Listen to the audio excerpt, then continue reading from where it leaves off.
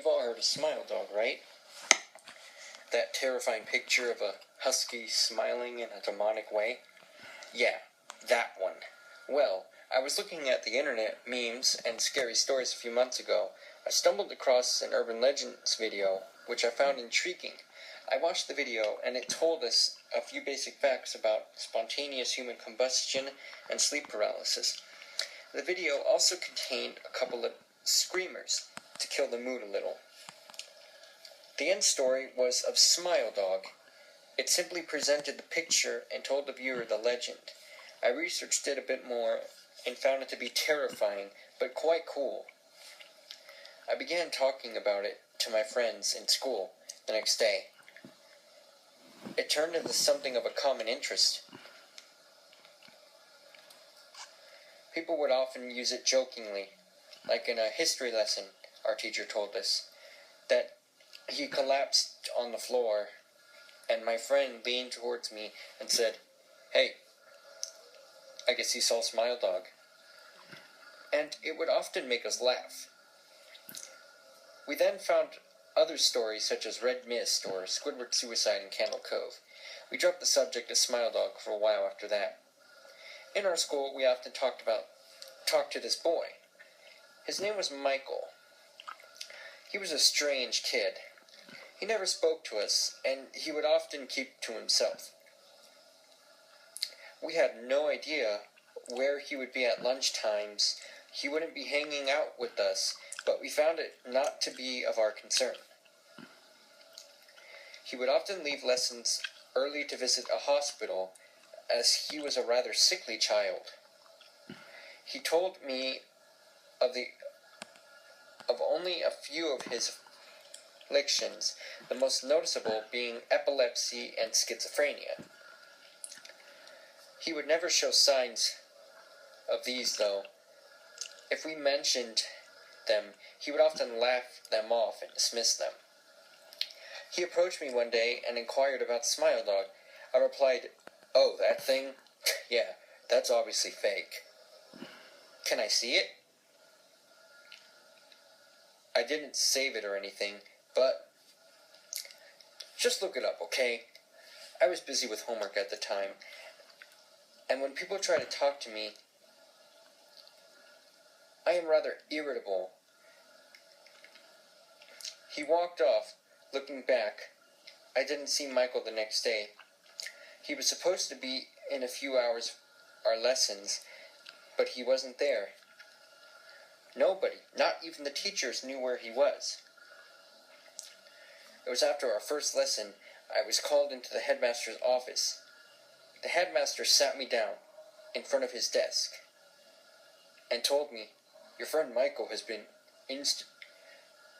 instated to a psychiatric hospital. Apparently he saw something scary, and he keeps having visions of it. Have you any idea what that might be?"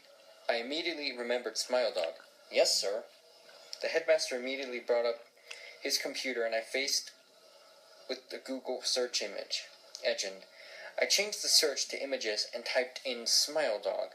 I showed the headmaster the full, unedited image of the Smile Dog.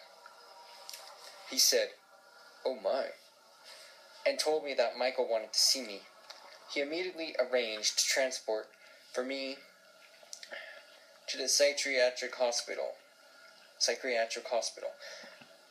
I entered the colossal building with the headmaster, where he was stopped by a doctor and said, "Michael only wants his friend, I'm afraid." The headmaster gave me a bewildered look, and I said, "That's fine. See you in a few minutes." I strolled down the large, intimidating corridor and reached room 204. The room had a padded floor and wall and a light. No windows, except a minuscule viewing slot through the door. I walked in and almost vomited. Michael was lying face down in the middle of the room, with his hands still gripping tight on his neck. He was dead. There was a hastily scrawled note left next to him. It was for me.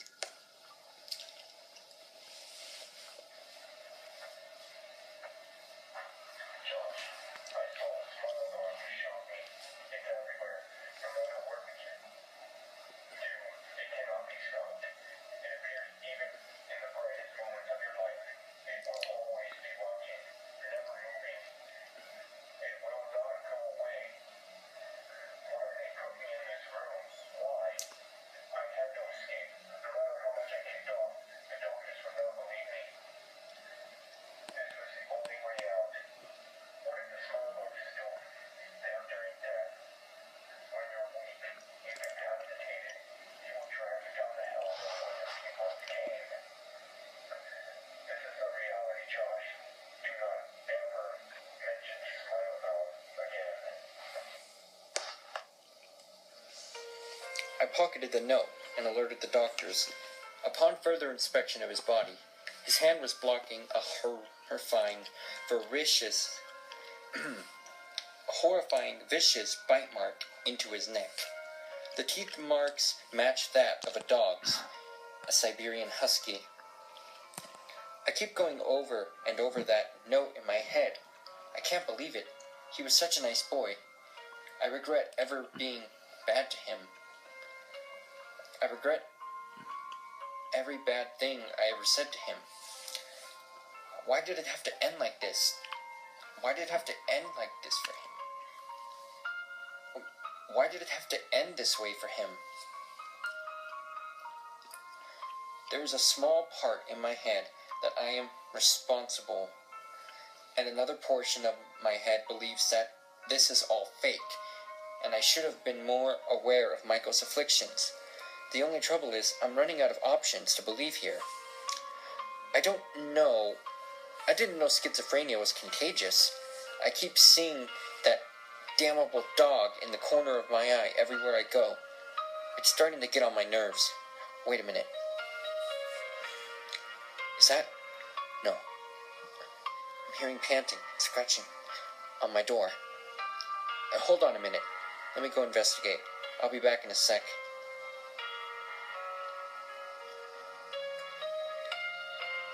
Spread the word.